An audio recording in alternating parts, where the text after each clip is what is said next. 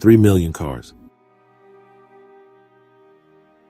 That is how many vehicles were repossessed in 2025, on par with the Great Recession. This is not happening in faraway places or to other people. It is happening on ordinary streets in ordinary towns, and the number is climbing.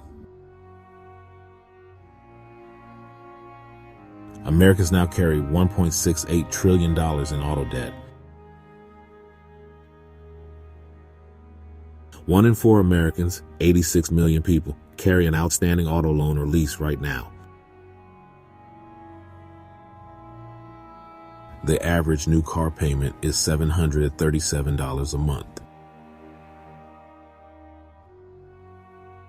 1 in 5 new car buyers agreed to payments over $1,000 a month in early 2026.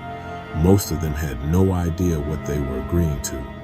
The Hibernating Bear. Nonpartisan perspective, no agenda. This is the car crisis nobody is talking about clearly enough, and it is time somebody did.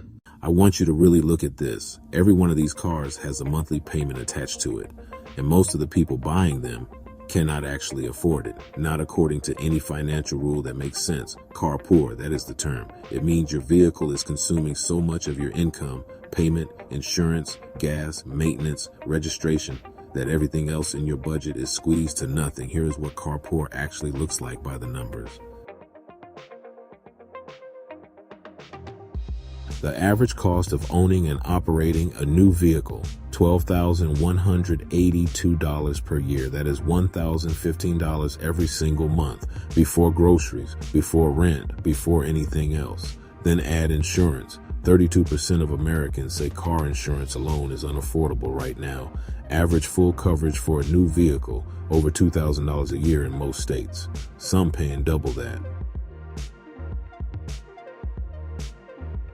And repairs, $800 per visit on average. New vehicles break too. Warranty gaps are real. Extended warranties cost thousands more, so you have a payment you stretch to get.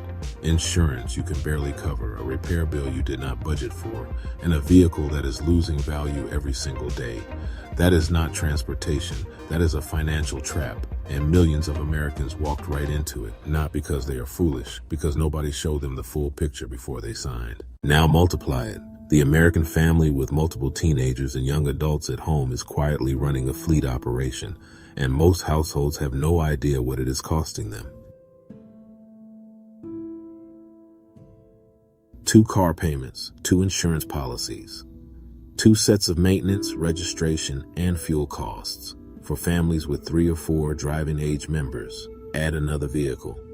Another payment, another policy. Think about what that money could do instead. 2 car payments averaging $700 each. That is $1,400 a month, $16,800 a year, going out every year to deprecating assets. The question is not whether your family needs transportation. The question is whether every person in your household needs their own brand new finance vehicle, or whether the family could operate smarter, fewer payments, better insurance positioning, and money redirected towards something that builds. That conversation is not happening at the dealership, so it needs to happen here. This is the same country, 3 completely different realities, and the car tells the whole story. America 1. The wealthy do not finance cars the way everyone else does. They pay cash, or they lease through a business entity and write the depreciation against their taxes. They do not feel a car payment. They use the vehicle as a financial instrument. When it depreciates, their accountant handles it. When insurance goes up, it does not change their lifestyle. The car is a tool, not a status symbol, not a burden. America 2. The middle class was told that a new car is a reward for working hard, so they financed one, then another, then one for a teenager. They are not extravagant. They are following the script they were handed. Work, earn, upgrade, repeat. But the math changed quietly. 2 cars, 2 payments, 2 insurance policies, maintenance. Transportation is now the 2nd largest household expense after housing, consuming 18 cents of every dollar earned. 1 unexpected repair, 1 missed payment, 1 layoff, and the script falls apart. America 3. For the working poor, the car is not a choice. It is the only thing standing between them and lost wages. Miss a shift because the car broke down. That is rent. Get it repossessed. That might be the job. No car in a car-dependent country is not just inconvenient. 90% of American cities require a car for most daily activities.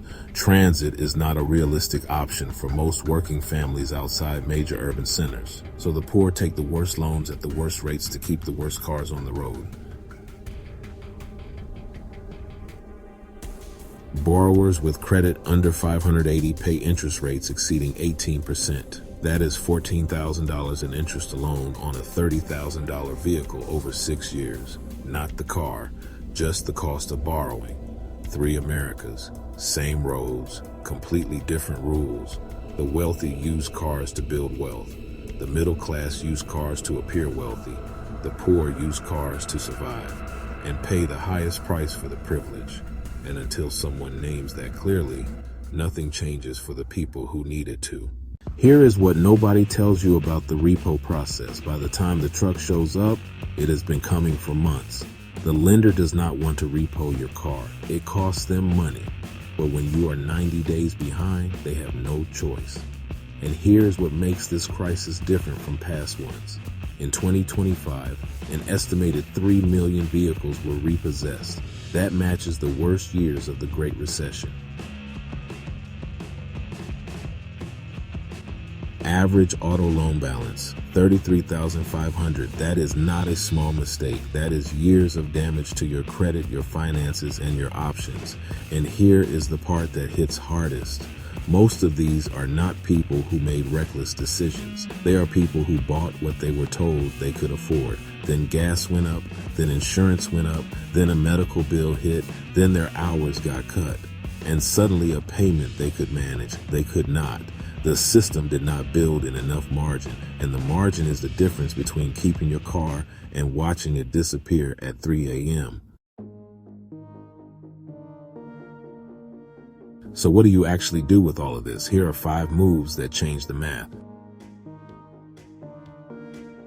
Move 1. Keep the car you have longer. The average age of a vehicle on American roads is 12 years. That car works. It runs. It is paid off or close. A paid-off car with $500 in maintenance is still cheaper than a new payment every single month. Depreciation on a new vehicle averages $4,000 in year 1 alone. You never get that back. Drive what you own, maintain it well, build the rest. Move 2. Run the real number before you buy. Do not just ask what the monthly payment is. Ask what the total monthly cost of ownership is.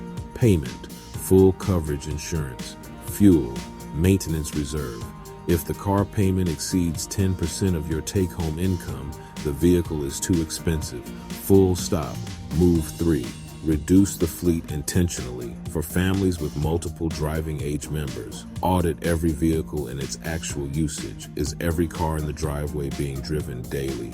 One underused vehicle sold or not replaced saves thousands. That money redirected toward debt, savings, or investment changes the entire household financial picture. Move 4. Explore what public transit actually costs. Riders who use public transit instead of driving save an average of $13,000 annually. New York commuters save over $10,000 per year. Not every city has strong transit, but if yours does, the math is not close. It is not even a fair comparison. Carpool programs, employer transit benefits, and hybrid approaches, one car plus transit, are worth calculating. Move 5. If you must buy used and buy boring. A 3-year-old reliable vehicle costs 30 to 40% less than new. The same engine, the same reliability record, without the first-year depreciation cliff. Buy for transportation, not for status. Status is what the dealer is selling. Transportation is what you actually need. There is something that gets lost in this conversation. The wealthy already know these rules. They always have. They do not finance status. They finance strategy. The middle class was never taught the difference, and the working poor were handed the worst version of the same system. The highest rates, the least margin, the most to lose when it breaks. The generation that built this country maintained what they had. They did not upgrade to impress people they did not know. A paid-off asset beats a shiny liability. Every time, a man in Houston sold his second car, put the payment into a high-yield savings account, found $12,000 more at the end of year one. A family in Phoenix dropped from 3 cars to 2, redirected the insurance savings, first emergency fund they have ever had, built in 8 months. The repo man does not come for the person who owns their car. The dealership has no power over the person who does not need their approval. That is freedom, not the kind on a window sticker, the kind that lets you sleep at night. The wealthy figured that out a long time ago. Now you know it too. The Hibernating Bear, non-partisan perspective, no agenda but yours. Subscribe. Drop your car situation in the comments. Payment, no payment, paid off, or trying to get there. The community is watching. The community answers back. Position accordingly.